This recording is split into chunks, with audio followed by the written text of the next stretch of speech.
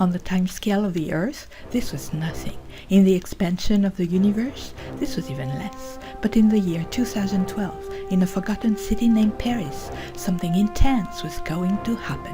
The heroine in our story is called Alice. Yeah, Alice, so what?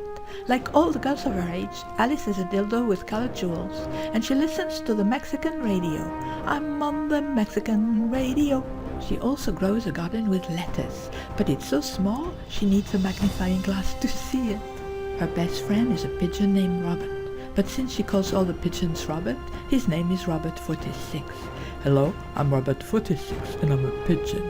But then one day this world of innocence was going to be shattered. They nuked my lettuce, said Alice. They nuked my lettuce.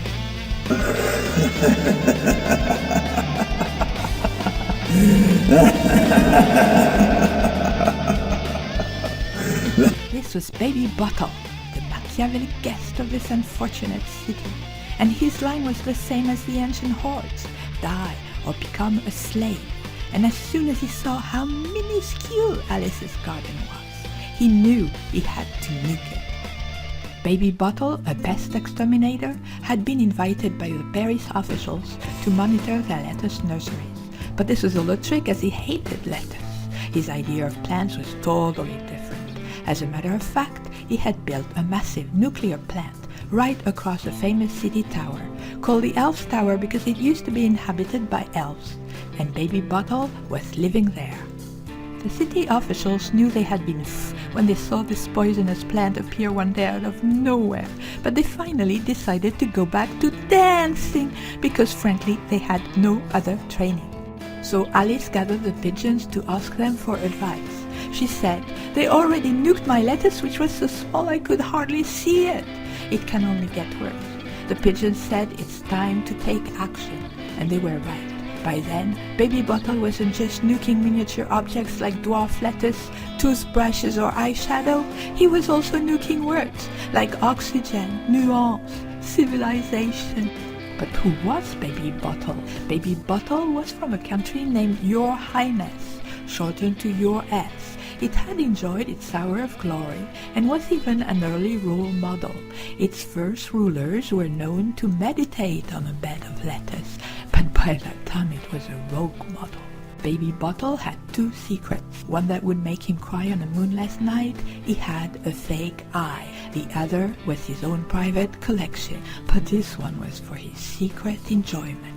Deep in the vaults of his nuclear plant, Baby Bottle had accumulated a staggering collection of secret recordings stolen from people's homes, kindergartens or hospitals. It was managed by slaves who had to kiss him on the mouth every morning for ID verification. What this collection was about will send a shiver down your spine.